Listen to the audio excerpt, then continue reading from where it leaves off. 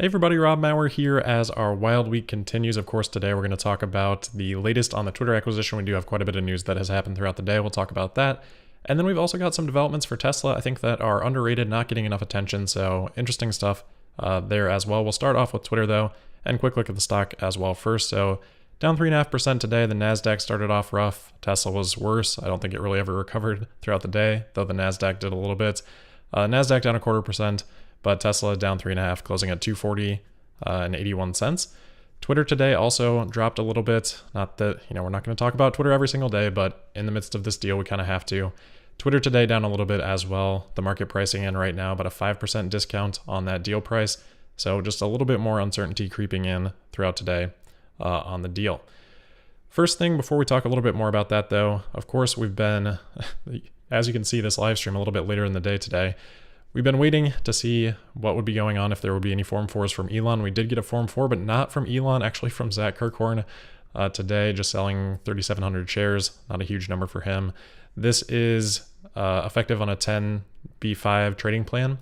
So that's a pre-scheduled sale. It just so happened to be today when we're all kind of waiting for this. Pretty funny to refresh and see a Form 4 and it to be this. So this was pre-planned back in July, on July 29th, but no Form 4s from Elon. We did get a Form 3 from Joe Gebbia, the new board of directors member, just disclosing his current stake in Tesla, just 111 shares, but obviously he's going to be compensated more than that, and that'll happen next year. So as of right now, as I'm recording, 10 Eastern time, 8 Pacific, we don't have anything, or I guess 7 Pacific, we don't have anything from Elon as of yet. Hopefully we're through that period where it would show up. Maybe that changes still later tonight, but hopefully we're through that filing period with no Form 4s, which would mean Elon did not end up selling on Monday unless there's a delay in that filing for some reason, which would be a violation. So it looks like right now, no sales from Elon. Sure, there still could be sales on Tuesday, but with that news happening, you would have expected Elon to have already been selling before that offer went through, just to get it out of the way. So as of right now, it doesn't look like we're seeing further sales from Elon. Obviously, that could change based on whatever transpires, based on equity commitments. Maybe Elon still has to determine the certainty of those things, but as of now, no sales. So I think that's a positive. Hopefully, we'll see a little bit of reprieve in the stock tomorrow. We'll talk about some of the reasons why that may not be the case. But first, just to kind of go through where we're at on this acquisition. So we got an update from the Chancery Court this morning, basically saying that the parties have not filed a stipulation to stay this action, nor has any party moved for a stay. So the Chancery is just here saying, hey, I haven't heard anything. We're going to proceed as planned. That was this morning. There are some still updates throughout the day today. We do have the Wall Street Journal reporting that Chancellor McCormick has requested Elon and Twitter to come back to her by the end of the day today with a potential plan that would allow litigation to be dropped, according to a person familiar with the matter. So end of day today, who knows when that'll be? You would think end of business, but sometimes in circumstances like this, it can be really any time. They're also reporting that Elon and Twitter did try to potentially have discussions around a possible lower price deal earlier on. Those talks kind of fell off, and then Elon came back with this full price, initial offer. So they did have those discussions. And then the other update here from the Wall Street Journal is that there was hope that a deal could be reached today or yesterday, averting a trial, which is supposed to start on the 17th of October. There is some potential progress that they have said, or in a sign of potential progress, the two sides have agreed to delay Elon's deposition. That was supposed to be on Thursday. So it appears that has been agreed upon to push back, at least, even if there is no formal stay with the court yet. So I'm sure we'll hear a little bit more on that tomorrow. In terms of Elon and the stock and, residual concerns that people may still have, it's really about, does Elon need to sell anything still? And those concerns, at least through part of the day today, seem to be heightened by some reporting by Reuters. So Reuters here talking about how Apollo and Sixth Street no longer in talks to finance Twitter deal. People then, concerned if, okay, does this mean debt financing is dropping out? Is this equity financing dropping out? Does this mean that Elon's going to have to make up that difference? So I just wanted to look at the chronology of these, two companies, these two investors, and just level set where we're at with those two specifically. Because what we're hearing here, Reuters basically just calling around trying to get any information they can from any of these potential partners, and this is what they're hearing. So again, looking at the chronology, back on April 18th, so this is like right before we had the update from Elon, the 13D, that announced the equity and debt financing and the margin loan, we got a report from the Wall Street Journal saying Apollo Global Management is considering participating in a bid for Twitter. Okay, so they're considering participating. Then we've got on April 20th, 2 days later, the commitment letters in terms of the debt and all of the equity stuff. Not the equity partners, but in terms of how the structure of the financing would be. So you've got the debt letter, the margin loan commitments, the equity commitment letter. So all this stuff happened 2 days after we had this rumor from Wall Street Journal. A couple weeks after that, May 4th, we get another 13D. This went through all of the equity financing. So $7.1 billion lined up from this group of equity investors. And here we can see, no Apollo management, no 6th Street included in the $7.1 billion that was committed. So even though they're talking about Apollo, they're talking about 6th Street, they're not included in the debt offering, which we can see those partners here. And we can see the 6th Street and Apollo management not listed, and same thing with the equity investors. So even though we have reports here that looks like somebody dropped out, this was a party that was never in the deal in the first place. They were just someone that was considering it, but not, on board with anything that we'd heard so far. The last piece on this is that so this was on May 4th, after these equity investors were lined up, we did still have rumors that Apollo was planning to do $1 billion in partnership with 6th Street and maybe some other firms. So I point that out because, there's still a little bit of a gap here between that, $12 billion or whatever in equity commitment, which rose to $24 billion. Some of that's coming from Elon, some of it coming from equity investors. There's still a little bit of a shortfall there. We've talked about that being $2 to $5 billion. Maybe Apollo could step in and fill that gap. Maybe that's something that Elon had been anticipating during his last round of sales. And if they're now saying that, hey, we're not doing that, maybe that would cause Elon to have to make up that gap. But there's a lot of maybes in that statement. There's a lot of speculation wrapped into that. And even still, it's $1 billion. It's, I think I said this yesterday, like $2 billion. In the scope of this deal, in the scope of Elon's share count in Tesla, those amounts just aren't really all that significant. Yeah, maybe it's a little bit of a disruption for a day or two, but no major concerns around these amounts. So hopefully that clarifies what's going on with that. I think that caused a lot of, concern today. I think the other thing that's causing concern is, why has Twitter not accepted this deal yet? Is Twitter going to continue to push litigation? If so, is there some scenario where Elon's debt backers back out and then Elon has to come up with the remainder because of what the court ends up ruling? So that's a scenario that seemed to have gained traction based on this, because people, I think, thought that this was a debt investor dropping out. From what I understand, not that I have a high level of confidence in this, but from what I understand, it seems as though the debt commitments are pretty firm. Just like Elon can't just back out of this deal, I think it's a similar situation for the debt investors. I don't think they can just choose to back out either. They've signed those letters of commitment. I'm sure they could take it to court and argue that's because of all the things that Elon has done. They have the right to drop out. That scenario wouldn't necessarily surprise me. But I don't think they can just, of their own volition, just say, hey, we're done and walk away without any, litigation or anything like that. And then you still have to get to the next leg of it, of Elon still being forced to do it. Of course, there's that $1 billion buyout clause, and that's probably why Twitter's being hesitant to, quickly move forward on this, just trying to make sure that they have all their bases covered. And that's probably, all those things all rolled up. That's kind of why we're seeing, I think, the slightly lower price for Twitter today. So again, that's kind of where we're at. I'm sure we'll have more news on this tomorrow. I'm sure these conversations, negotiations, consultations with lawyers are ongoing, even as we're recording here late into the evening. So I'm sure we'll have more on this tomorrow. But let's move on from Twitter, at least for now, because we do have some pretty big news here for Tesla as well. This is something we talked about last May 2021, so like a year and a half ago. We talked about it in June as well, and I really haven't seen a lot of coverage outside of the podcast on this.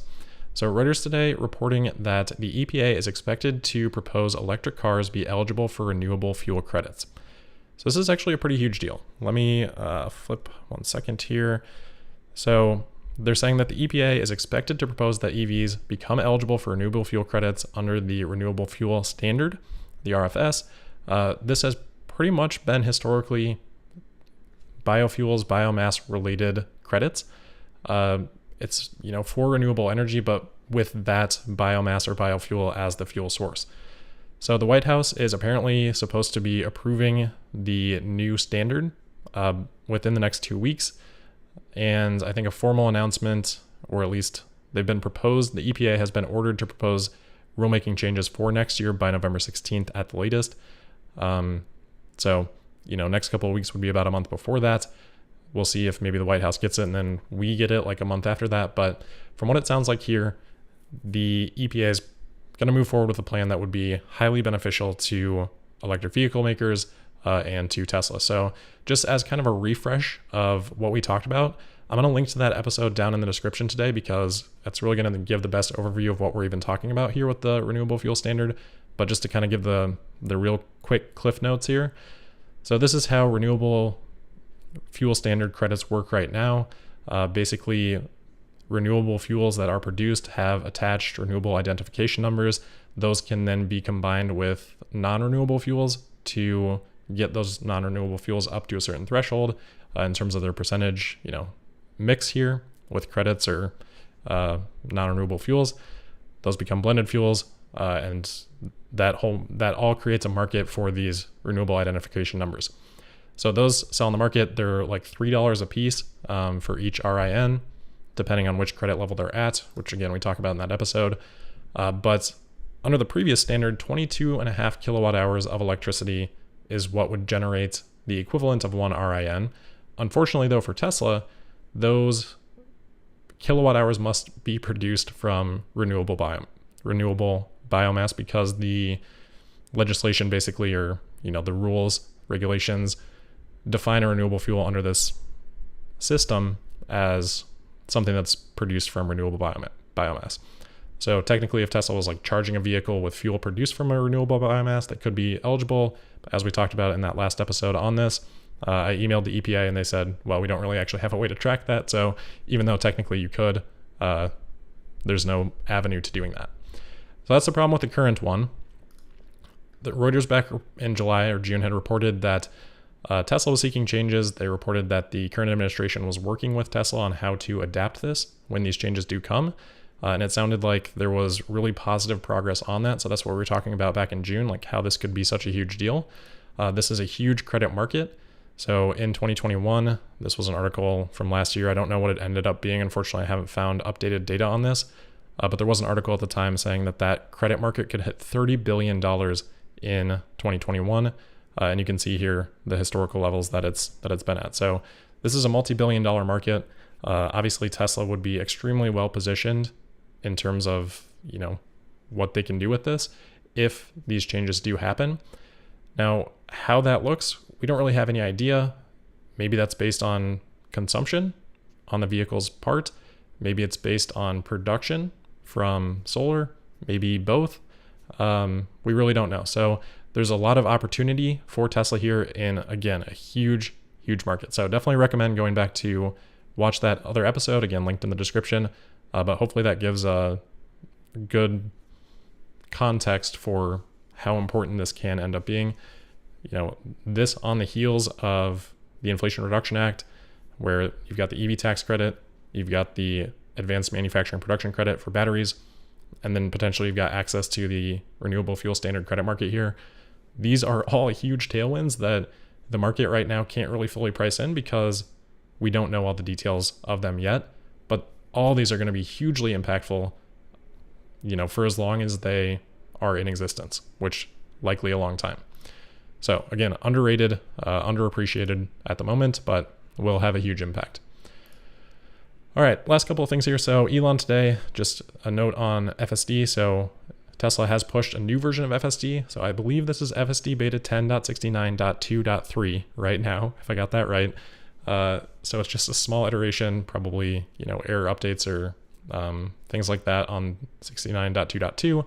Elon saying that 69.3 will actually be a major upgrade. They're just keeping the .69 for the fun of it. Not surprising. But yeah, we do have just that minor update today. We do have an update in price target from Mizuho Securities. They previously had a $392 price target post-split on Tesla. They've dropped that down a bit to $370, but obviously still significantly above where the stock is trading at today. They do say that they continue to see Tesla as the global leader for EVs for the next decade. They believe Tesla continues to execute well with upcoming ramps at Berlin and Texas, while Tesla is eligible for the $7,500 EV credit. Obviously, we still need to wait and confirm that when those final regulations come out. But the reason for the decline is that they have not slashed, but I'm trying to be dramatic about it. They've reduced their estimates through 2026, just by a couple percent per year, it looks like. All right, next, I just wanted to share some more thoughts. I've been thinking about this Tesla replacing ultrasonic sensors thing. And I mentioned yesterday that I would have liked to have seen Tesla wait until some of these other features were developed with vision only before making this changeover. And I realized that was probably a pretty stupid thing to say because Tesla probably tried to do that. Remember a week or two ago, we had talked about how there was this September 30th deadline for Smart Summon to be completed with vision only. Obviously, we have not seen that. But if we put that rumor combined with this changeover, together, Tesla clearly was trying to make sure that these things were ready by now. And unfortunately, they just missed that deadline. But obviously, they need to plan for things like this in advance. They need to change over at some point. And that needs to be pre-planned. You can't just all of a sudden stop doing this and not have any inventory on these ultrasonic sensors. So I'm sure Tesla had the best of intentions. And it's a good reminder that we can sit here and say, oh, Tesla should have done this, should have done that. Oftentimes I'm in that role. But we don't have all the information. And sometimes there's just context that should be considered that maybe we're not considering. So not saying that Tesla is going about this perfectly or anything like that, but just wanted to share some of those thoughts as I've, had them today. Ford, they have made the decision to increase the F-150 Lightning base price again.